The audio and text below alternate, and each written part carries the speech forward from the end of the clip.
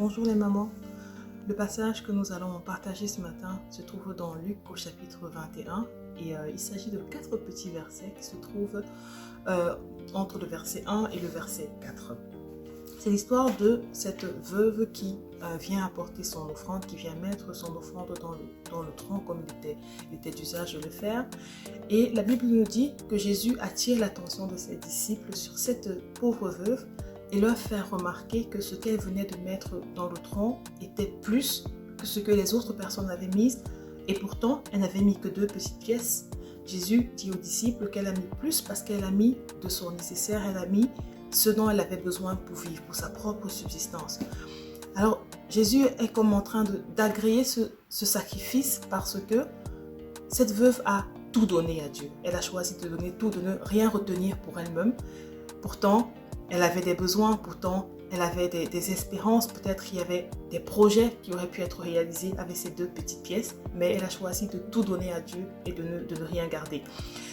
La Bible dit dans Matthieu 6 au verset 8 que notre Père sait ce dont nous avons besoin. Le message qu'a passé cette veuve à Dieu, c'est Seigneur, tu sais de ce dont j'ai besoin, mieux que moi-même. Alors pour ma part, je choisis de donner tout de moi.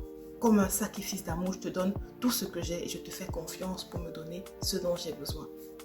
Alors ce passage m'a fait penser au fait que parfois on fait des offrandes à Dieu, on fait des dons d'argent, des dîmes, des offrandes, et on a parfois l'impression que c'est peu de choses face à ce que d'autres personnes pourraient donner, d'autres personnes pourraient apporter.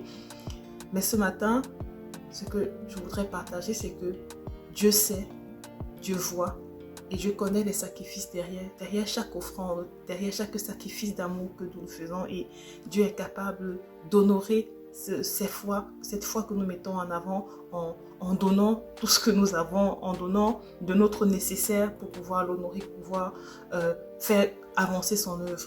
Dieu honore notre foi. Le deuxième élément auquel ça me fait penser, c'est parfois le temps que nous consacrons à Dieu. En tant que maman, jeune épouse ou simplement en tant qu'être humain, en tant que servant de Dieu.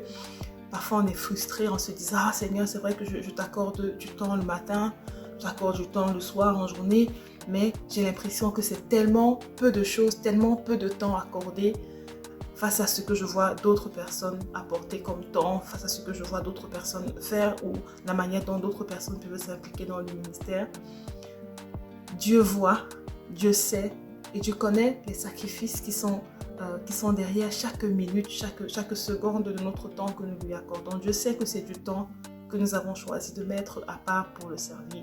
Dieu sait que c'est du temps que nous avons choisi de prendre pour lui, pour apprendre à le connaître, pour apprendre à le servir davantage. C'est du temps qu'on aurait pu investir dans le fait d'avancer dans nos tâches ménagères ou d'autres choses, mais c'est du temps que nous avons choisi de consacrer à Dieu. Même si à nos yeux, c'est peu de choses, aux yeux de Dieu, c'est important parce que c'est des choses que nous faisons par amour pour lui et de tout notre cœur. Que Dieu nous encourage ce matin et qu'il nous apprenne, qu'il nous conduise dans les sacrifices d'amour qui touchent son cœur. Que Dieu nous bénisse tous. Bonne journée.